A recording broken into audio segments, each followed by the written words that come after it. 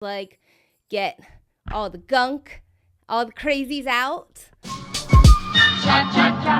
Today is Monday. Today is Monday, December 2nd. And today I started off great because, well, I slept in. Not on purpose. I didn't sleep in. I overslept. There you go. I was supposed to wake up at 8:30, which is the usual time that I wake up every weekday, so I can do my morning routine, which consists of waking up, drinking my coffee while I write 3 pages longhand to just like get all the gunk, all the crazies out. A practice by Julia Cameron, the woman who wrote The Artist's Way. She's like pretty famous now. I don't even know if she's still alive. We're not up to live fact checking yet. But Julia Cameron, in her Artist's Way, one of the fundamentals is every morning you have to write the morning pages, which is 3 pages, longhand, stream of consciousness. Over the past probably 8 years now, I've gone in and out of writing them. However, since May, I have been on a rededicated artist journey, and I don't think I've missed a single day. Some days, something's happening and I can't do them first thing, and I will make it a point at some point in the afternoon when I sit down to do whatever writing or brainstorming or daydreaming that I have loosely scheduled for that afternoon. I try to start it with my morning pages. But anyway, this morning, so I wake up every day, every weekday. I wake up at 8:30 so that I have time to do my morning pages. And at 9 o'clock, as of recently, this is a new development, I go for a walk around the block with Justin. I guess the walk isn't new. I've been doing that for years, my walk around the block. But the fact that Justin comes along is a new treat for me. And then I go to my aquafit class. However, this morning I didn't really do any of that. Instead, I woke up at 9 instead of 8:30 because my iPhone needed to update to the newest iOS and then never turned back on. So luckily, my cat woke me up at 9 o'clock. But I did oversleep to the point where when I did my morning pages, there was the walk is out. Justin's not even around. He's still at Thanksgiving in Nevada with his mom. So forget the walk, but there was no way I was going to make it to my aquafit class in time. But that's okay because the Monday teacher, she's not my favorite, and also the pool, there's open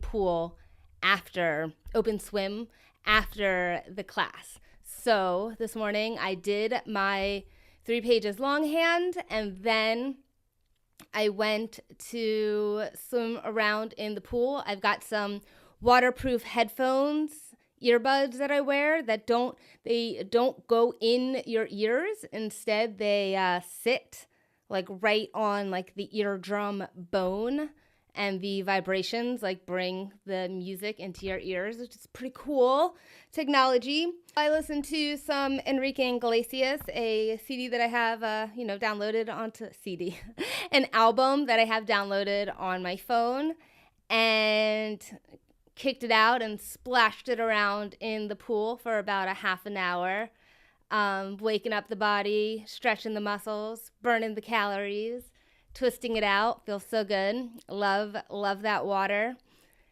Then I took a shower at the Y because it's easier to just shower there and do it all instead of coming home still wet and chloriney and like drying on my skin. No good.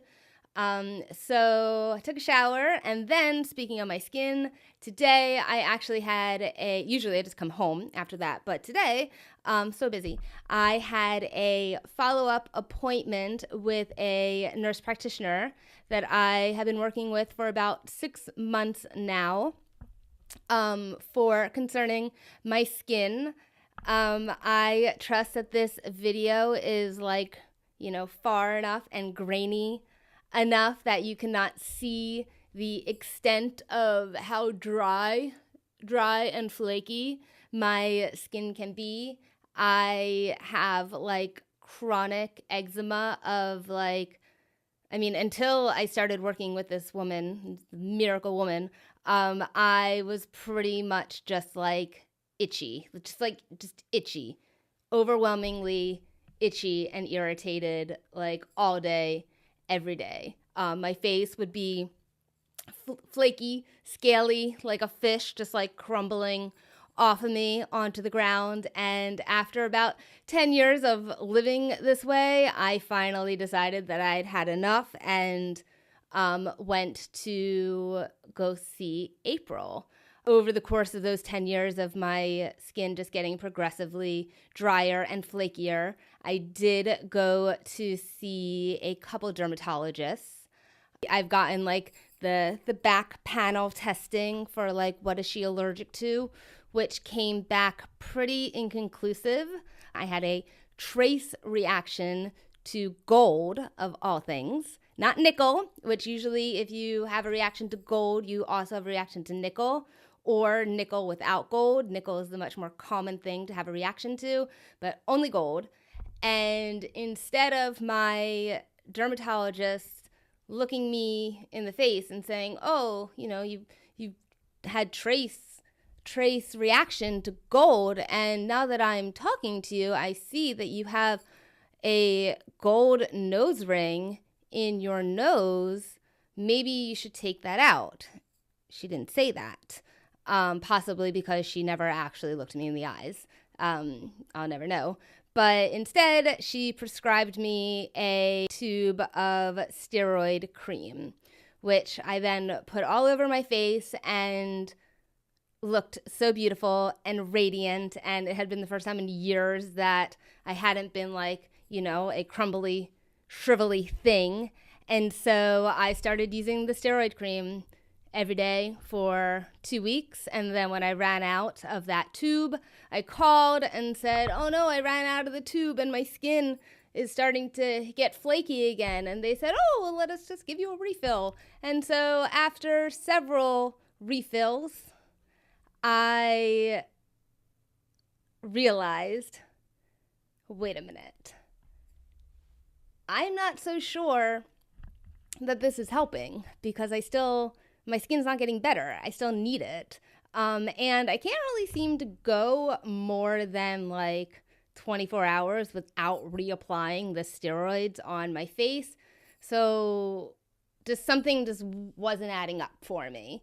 So looking into doing some research on the whole thing, I found that once you start using steroids, you really can't stop. They don't fix the problem. They just mask the problem. And the only way to get off the steroids is to stop using the steroids. So that's what I did late winter of 2020. So right around the quarantine, I had my own little quarantine of going through steroid withdrawal, during which all my skin fell off over a 6-month period. I just crumbled and swept up the floor of all my little skin crummies repeatedly. I had to sleep with cotton gloves on my hands because I would scratch and claw at my irritable skin during the night, and it was pretty terrible. So no more dermatologists. They don't know anything. Once I got my skin back to, it was clearly no longer going through the withdrawal, and I was just good old-fashioned, super, super dry and flaky. That seemed like an amazing place to be after where I had been. And so I lived like that for another couple years. And then this past year, like I've reached just new levels of itchy legs, like just could not scratch them hard enough, long enough. It felt so good until like it was just so wrong. You know, when you have track marks on your legs from clawing at them, you know, initially it feels really good because, you know, the scratching, and then it really hurts after. So after months of living like that, I finally took a new initiative, and instead of going the allergic route, after my experience with the dermatologist and also experimenting with different foods of like maybe I'm allergic to something, I came to the conclusion that it is not an allergy that is making my skin super dry and flaky. Thus, it must be some kind of deficiency within me. Like I'm not eating something, I'm not absorbing something, I'm not getting whatever nutrient or enzyme or whatever it is. My body is not properly functioning to create a moisture barrier because I have none.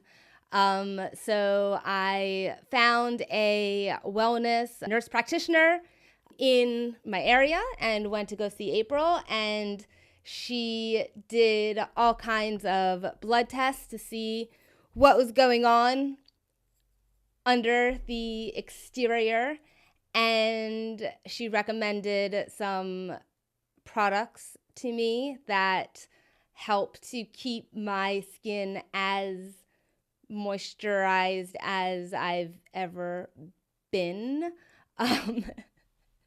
You know, I'm still, it hurts to blink because the skin around my eyes is just so dry.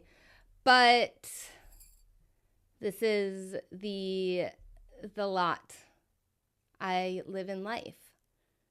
So yeah, so that was today. I went to go see April, did a little check-in with her before I share like all my intimate details of that. Maybe that'll be, you know, on the next episode when we talk about this stuff. The whole point right now is to just give the overview of what I've got going on, and it'll grow on itself. I don't have to tell you everything right now because I don't think either one of us could handle it. So after I came home from seeing my skin practitioner, I was very hungry because at this point it was like 1 o'clock. And so I ate the last remaining of my Thanksgiving leftovers, which was the last bowl of matzoh ball soup that I made. I made this, for those of you that don't know, I spent Thanksgiving alone this year. Not because I'm angry or I'm protesting or anything like that. It was just the hustle and bustle of traveling for the holidays was just not working for me this year. Maybe next year, but this year I needed just kind of to lay low. So I made a pot of matzoh ball soup, a huge pot of matzoh ball soup on Thursday, and I've pretty much been living off of that for the past 4 days. It's been great. Not just that, I also, which will come up as we move on in this series, but I also have a job at a restaurant. So for 3 of the last couple of days, I have had a restaurant meal as well. So I'm not only eating matzoh ball soup. That being said, I usually do get the soup at the restaurant. The chicken and rice soup is delicious. I just love soup. Cha, cha, cha.